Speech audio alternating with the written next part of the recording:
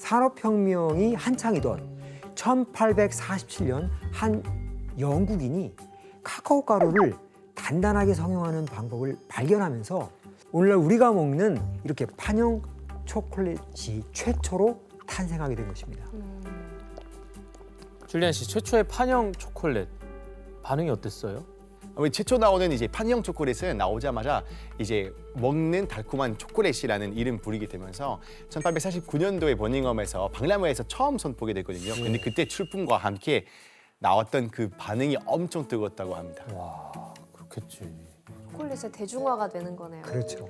그럼 당시 등장했던 초콜릿 광고들을 한번 확인해 볼까요? 광고들. 그 당시 광고들 엄청 예쁜데 주로.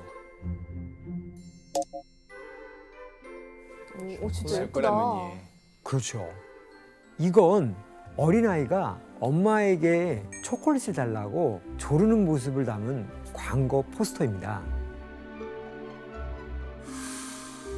그리고 다음 포스터는 아이의 너무 재밌다. 표정이 재밌죠. 밑에 보니까 이제 초콜릿 먹기 전에 되게 슬퍼했다가 갑자기 먹으니까 행복해지는 아이. 아기들을 많이 광고 타겟으로 엄청 했네. 했나 봐요. 네. 이 시기 초콜릿은 아이들은 물론이고 노동자들의 입맛도 사로잡았는데요. 장시간 일해야 하는 이 노동자에게 달콤한 이 초콜릿은 단시간 에너지를 보충해주는 좋은 수단이었죠. 예전에 저희가 이제 촬영할 때도 우리 당 당 떨어질 때 아. 초콜릿 하나씩 먹으면 이렇게 막 맞아요. 기운 난다 그러잖아요. 대기실에 꼭 있죠. 근데 뭐 이런 마케팅들도 있다 보니까 뭐 초콜릿 좀 더 대중적인 이미지를 가지는데 한몫했겠어요. 그렇죠. 그런데 이 산업혁명은 초콜릿의 대중화를 이끌었을 뿐만 아니라 카카오 재배 지도를 완전히 뒤바꿔 놓기도 했는데요. 초콜릿을 즐기는 사람이 계속해서 늘어나자 유럽에 넘치는 이 수요를 감당하기엔 기존의 중남미 지역만으로는 부족했던 것입니다. 그 결과 19세기 말 카카오 나무는 원산지인 중남미를 벗어나는데요. 교수님의 전공지로 가겠죠. 그죠. 그러니까 교수님 믿는 거죠. 바로 아프리카의 상투메 프린스페 섬이네요? 섬이었습니다. 시작은 거기부터 시작했군요. 저 작은 섬으로 간 거예요? 네.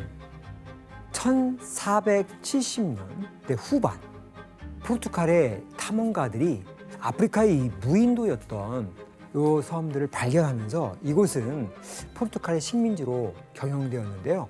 이때는 아래 섬이 상투메 그리고 위의 섬이 프린시페 섬 로 각각 나뉘었습니다. 근데 현재는 하나의 나라이기 때문에 상투메 프린시페라고 부르겠습니다. 당시 무인도였던 상투메 프린시페는 아프리카의 노예를 실어 나르기 위한 중개항의 그런 역할을 하고 있었는데요. 이곳에서 이루어지는 게 바로 우리가 잘 알고 있는 삼각 무역이었습니다. 이 삼각 무역은 유럽에서 무기와 그 화약을 싣고 아프리카로 가서 아프리카 노예와 교환해서 남미로 가죠. 그런 다음에 데려온 노예를 사탕수수와 이제 카카오하고 이렇게 거래해서 유럽으로 다시 가져가는 것이었습니다. 그래서 카카오 나무 묘목은 상투메 프린시페 섬으로 들어오게 됩니다. 이때부터 본격적으로 아프리카에 이 카카오 나무가 재배되기 시작한 것이죠. 이후 1900년대 초까지 이 상투메 프린시페는 아프리카 최초이자 최대 규모의 카카오 재배지로 성장하는데요. 이 상투메 프린시페는요, 초콜릿 아일랜드라는 별명까지 얻게 됩니다. 그러니까 저는 잘 몰랐는데 그 카카오가 아프리카의 토종 작물이 아니었던 거네요. 그렇죠. 외래종이네요. 맞습니다. 이후에 상투메 프린시페를 시작으로 카카오는 원산지였던 중남미 대신 아프리카로 주산지를 옮기게 됩니다. 지도를 함께 살펴보겠습니다. 가나 바로 위에 있구나. 네. 가나 바로 이렇게 카카오 나무는 가나, 코트디부아르, 이 콩고에 심어지게 되는데요. 나이지리아도 그 나이지리아도 마찬가지고요. 주변 지역으로 이렇게 확산이 됩니다. 그리고 이때 카카오가 전해지는 이 환경 속에서 아프리카의 콩고는 안타깝게도 생지옥으로 변하게 됩니다. 왜요? 도대체 무슨 일이 일어났던 것일까요? 콩고에 닥친 이 비극에 대해 이야기하려면요, 우선 한 인물을 짚어봐야 할 것 같습니다. 그렇지, 그렇지. 그렇죠? 바로 하얀 악마라고 불리는 벨기에의 왕 레오폴드 2세입니다. 하얀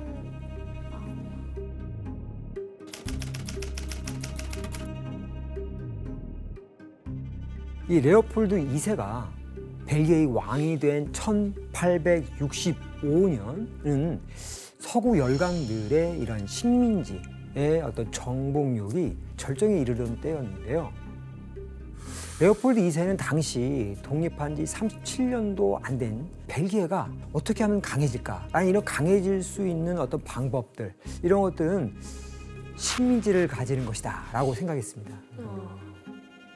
바로 그때 레오폴드 2세의 눈에 띈 나라가 바로 콩고였죠.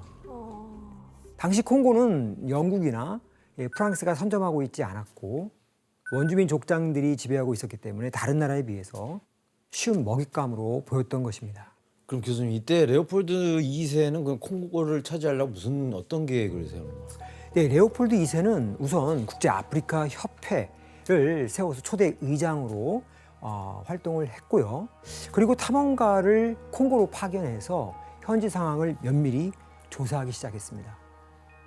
이때 그는 영국과 같은 어떤 열강들이 제동을 걸지 않도록 하기 위해서 야욕을 드러내지 않고 겉으로는 아프리카 지역의 학문적 탐사라고 하는 이런 명분과 기독교 전파라는 박애주의를 내세우면서 자신을 포장했는데요. 이후 공식적으로 콩고의 지배권을 인정받기 위한 물밑 작업을 시작하면서 400여 명의 원주민 부족들과 조약을 체결하기 위해 나서게 됩니다. 그럼 조약의 내용이 무엇인지 혜성 씨가 읽어줄래요? 네. 자발적으로 우리의 상속권과 계승권을 협회에 양도하고 영토에 대한 모든 주권과 통치권을 영원히 포기한다. 영토의 어느 지역에서든 당 협회가 시행하는 작업, 원정 사업에 언제라도 노동력이나 기타 수단을 지원한다. 거의 노예 계약인데요. 그러니까 저게 뭐 너무 선포지 그냥. 맞습니다. 불평등한 계약이에요. 그렇죠. 하지만 안타깝게도 그들은 이 문서에 서명하는 것이 어떤 의미를 가지고 있는지 알지 못했기 때문에 아하. 이 조약은 모두 다 체결돼 버리고 맙니다. 모르니까. 뭐 좋은 거 주고 여기 사인하세요 이렇게. 그렇죠, 하는 거구나. 맞습니다. 그러니까. 족장들에게 구슬이나 이렇게 옷감 같은 거를 그러니까 좋은 거 선물하면서 주고. 사인을 유도했습니다. 그리고서 종이 위에다가 종족의 표시를 그리거나 X표를 찍게 했죠.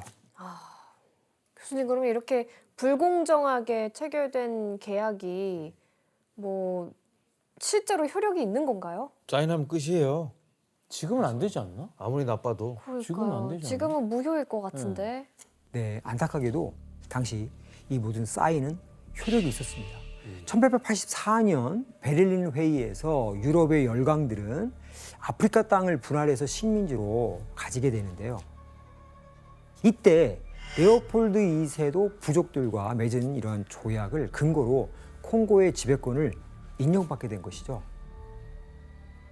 이로써 그는 자신이 다스리게 된 지역에 콩고 자유국이라고 하는 이름을 붙이고 자국 영토의 약 75배가 넘는 콩고를 지배하게 됩니다. 야. 그런데 여기엔 레오폴드 2세의 계략이 숨어 있었는데요. 뭐죠? 바로 콩고가 벨기에 정부 소유의 식민지가 아니라 레오폴드 개인 사유지가 됐다는 것입니다. 에? 개인 사유지가 됐다는 것입니다. 에? 그게 돼? 개인 사유지?